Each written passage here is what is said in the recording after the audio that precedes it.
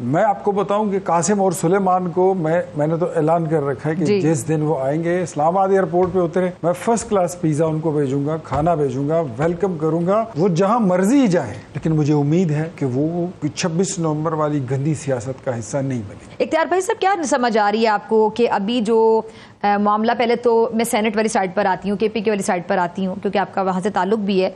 अभी जो कासिम और सुलेमान की आमद है, फिर गिरफ्तारी, चहम गोइयाँ, जगह जगह पर ये तबसरे तज्जिए हो रहे हैं, और फिर तहरीक का जो आगाज़ करना था, फिर वहाँ पे जो चीफ ऑर्गेनाइज़र पंजाब की थी वही वहाँ पे नहीं थी, फिर उन्होंने इतनी गुस्से से भरी ट्वीट कर दी, फिर कोऑर्डिनेशन गैप था या उनको कटवा दिया गया, उनको बुलाया ही नहीं गया, फिर अलीमीन गंडापुर साहब जिनसे कुछ भी एक्सपेक्ट किया जा सकता है, उन्होंने 90 दिन का तहरीक का वो अल्टीमेटम दे दिया, वो अपनी KPK गवर्नमेंट बचाने के लिए दिया। क्या समझ आ रही पूरी स्टोरी की? बिस्मिल्लाहिर्रहमानिर्रहीम, बहुत शुक्रिया। स्टोरी वैसे मैंने सही बोला ना, स्टोरी की। ये तहरीक शरीक कोई नहीं चली। जी। अच्छा, मैंने कासिम और सुलेमान के पहले दिन से डिसाइड था तहरीक नहीं चलनी, इन्हें चलेगी ही नहीं कि कहाँ से चलाएंगे। अच्छा। मतलब पंजाब में क्या है, कोई एक्टिविटी है, ये टाइम गेन किया जा रहा है, टाइम बाय किया जा रहा है, और क्या इसके अलावा उनके पास ऑप्शन क्या बचा है? हाँ। कोई सौदा इनका खरीदता नहीं है। हाँ। मतलब अब गंडापुर की क्या क्रेडिबिलिटी रह गई है? सबसे पहले तो उन्होंने अपनी मैथमेटिक्स का पर्चा पास करना है। वो ये तय करेंगे कि इस्लामाबाद से पेशावर जाते हुए रास्ते में 3 जिले आते हैं या 13 आते हैं। जब तक वो ये पर्चा पास नहीं करेंगे उनकी किसी बात पे यकीन किया ही नहीं जा सकता। मैं आपको बताऊं कि कासिम और सुलेमान को मैंने तो ऐलान कर रखा है कि जिस दिन वो आएंगे इस्लामाबाद एयरपोर्ट पे उतरे, मैं फर्स्ट क्लास पिज्जा उनको भेजूंगा, खाना भेजूंगा, वेलकम करूंगा, और वो जहां मर्जी जाए। लेकिन मुझे उम्मीद है कि वो 26 नवंबर वाली गंदी सियासत का हिस्सा नहीं बने। अच्छा, एक पहला सवाल ये भी बनता है ना इख्तियार भाई कि बहुत से लोग ये कहते हैं, एक जमाइमा साहिबा जो कि फर्स्ट हैंड इन्फॉर्मेशन मेरी नज़र में तो वहाँ से आ रही है, वालिदा बच्चों के, और उन्होंने ही भेजना है, और जिस तरह की खबरें गर्दिश कर रही हैं, गिरफ्तारियों के मामले, आइन इजाज़त जारी बात नहीं देता, एक ब्रिटिश सिटीज़न है, वो यहाँ के एहतजाज करेंगे, आइन हमारा बड़ा क्लियर है, हम वहाँ जाके नहीं एहतजाज कर सकते, तो वो यहाँ के नहीं कर सकते। दूसरी बात ये, मेरे लिए जो फर्स्ट हैंड इन्फॉर्मेशन है वो है जी जमाइमा साहिबा की ट्वीट, लेकिन बच्चों की फुफ्फी चूँकि सियासत में किरदार अदा करी, वो ये कहती हैं लोगों का लहू गरमाने के लिए, फॉलोअर्स का, क्योंकि तहरीकें फ्लॉप पे फ्लॉप होती चली गई, जली भी नहीं, एहतजाज भी नहीं होते रहे, कहा जाता रहा, उन्होंने कहा जी वो तहरीक को लीड करेंगे। दोनों बातों में बड़ा फ़र्क है। जमाइमा साहिबा के ट्वीट में तहरीक का कहीं जिक्र नहीं था, वालिद से मुलाकात का जिक्र था। तो बच्चे वो तहरीक का हिस्सा बनेंगे नहीं बनेंगे? फिर गिरफ्तारी के हवाले से जो बात हुई, मेरी इन्फॉर्मेशन के मुताबिक आप लोगों के भी जो हल्के हैं, नून लीग के, हुकूमत के, सारी बातें, बड़ी जिम्मेदारी होती है। खान साहब के बच्चे हैं, अगर बाहर से आते हैं, ब्रिटिश नेशनल हैं, आप सारी चीज़ों को समझते हैं, दूसरे ममालिक साहब के ताल्लुक आदमी हमारे होते हैं, उनको बड़ा प्रोटोकॉल दिया जाना था अगर वो आते तो, गिरफ्तार नहीं होना था उन्होंने। हमारी क़ियादत भी समझती है, हमारी जमात की 2nd टियर 3rd टियर की लीडरशिप भी ये समझती है, हम सब समझते हैं कि मेहमान नवाजी करनी थी रिस्पेक्ट के साथ। बच्चे सबके सांझे होते हैं, बच्चे होते हैं, उनको बच्चों की तरह ट्रीट करना चाहिए। उनकी बहन ऐलान करे या खान साहब करे या कोई भी करे कि उन्होंने आके तहरीक लीड करनी है, तो मेरे ख्याल में ये पाकिस्तान में मौजूद जितनी भी पाकिस्तान तहरीक इंसाफ की लीडरशिप है, ये उन पर अदम एतमाद है कि ये लोग किसी काम के नहीं है, कि अब बच्चों को आगे तहरीक लीड करनी होगी। लैंड जो ये मुल्क है ना, लॉ ऑफ द लैंड को जब तक वो वायलेट नहीं करेंगे उनको अरेस्ट नहीं किया जाएगा। कानून को अपनी गिरफ्त में लेंगे या हाथ में लेंगे या मिसयूज करेंगे अपनी मौजूदगी का, या PTI की लीडरशिप उनके कंधे नातवा पर कोई बंदूक रख के अगर वो रियासत पर या हुकूमत पर वार करेगी तो फिर लॉ ऑफ द लैंड जो है वो एक्टिव होगा। सबसे पहले तो मैं आपको ये बता दूं कि देखें, there is no rehearsal in Punjab. ठीक. There is no rehearsal in Sindh. There is nothing in Balochistan. Islamabad और रावलपिंडी में भी कुछ नहीं है। ले दे के इनके पास अगर बचती है तो एक KP की हुकूमत, जिस पे हमेशा अली अमीन इनको यही कहता है कि तुम लोग सारा बोझ हमारे सर पे डाल देते हो। अब वो हुकूमत भी स्टेक पे लगी हुई है, उसी वजह से नहीं तो KP की हुकूमत भी स्टेक पे लगी हुई है। KP की हुकूमत मैं बताता हूँ आपको, और इसी वजह से मेरे ख्याल में जब लाहौर वो गए तो उन्होंने आलिया हमजा को बुलाया भी नहीं है। हाँ, तो हाँ, ऐसे हुआ, एग्जैक्टली ऐसा हुआ है। आप लोग कुछ कर खुद सकते नहीं हो, वैसे ही मुफ्त में लीडरियां करते हो। अब KP की जो हुकूमत है वो खड़ी है 3 टांगों पर। हर कुर्सी की 4 टांगे होती है। अली अमीन साहब जिस कुर्सी पर बैठे हैं उसकी 3 टांगे हैं। कभी भी किसी भी वक्त कोई भी टांग लरस सकती है। जब वो गिरेगी तो उसके बाद मैं आपको बताऊं कि अपोजिशन का अपना हाउस जो है वो इन ऑर्डर है। मुस्लिम लीग नून सबसे बड़ी जमात है वहां पर, ज्यादा एमपीएस की तादाद के साथ, फिर जेयूआई है, फिर पाकिस्तान पीपल्स पार्टी है, फिर एएनपी है और इस तरह दीगर जमातें हैं। तो वो सारी जमातें, हमारा हाउस इन ऑर्डर है। ठीक है। 3 धड़ों में से कोई एक धड़ा भी टूटा, वो आके अपोजिशन के पास बैठा, तो उस दिन अली अमीन साहब की हुकूमत फारिग है। और ये क्या हुकूमत, आपने देखा नहीं इस सेनेट के इलेक्शन में किस तरह मंडी लगी थी इनकी जी। अच्छा, आपको ये मालूम है, मैं आपको ये फर्स्ट हैंड खबर दे रहा हूँ कि किसे हमारे प्रोग्राम में दे रहे हैं फिलहाल जी कि 4 दर्जन से ज्यादा लोग वहां पर बराए फरोख्त थे पीटीआई के।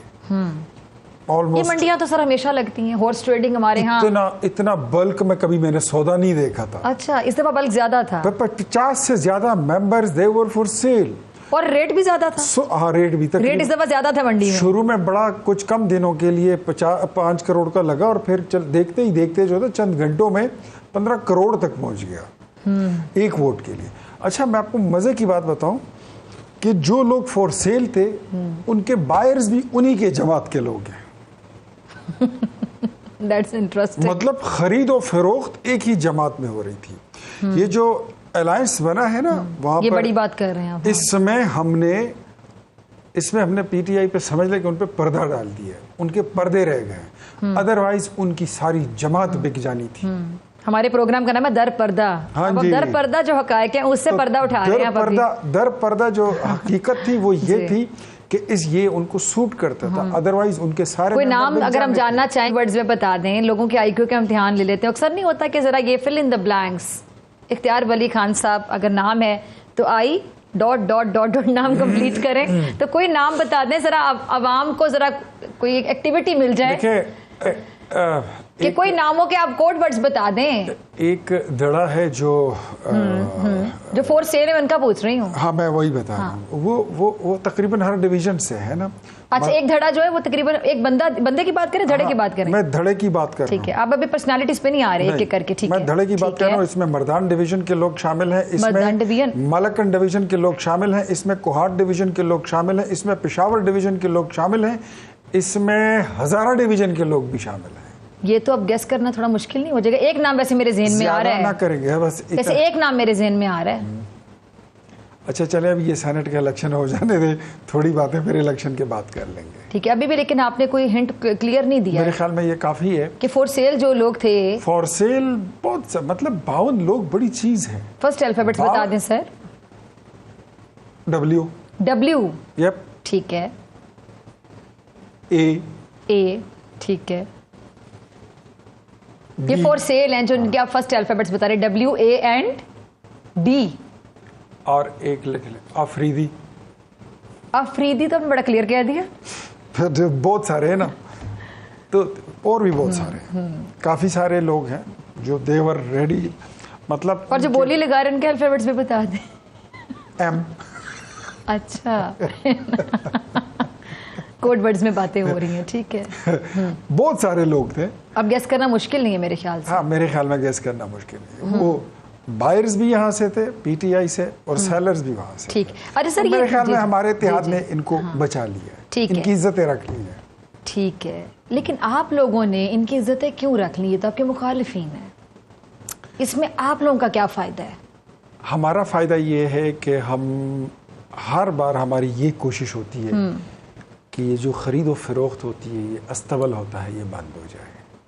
ये वो लोग हैं जो हमेशा, लेकिन माजी में यही खान साहब आप लोगों पे इल्जाम लगाते रहे हॉर्स ट्रेडिंग के। खान साहब तो हमेशा जब चोरी करते थे वो चोरी के खिलाफ तकरीर करते थे। खान साहब जब झूठ बोलते थे वो झूठ बोलने के खिलाफ तकरीर करते थे।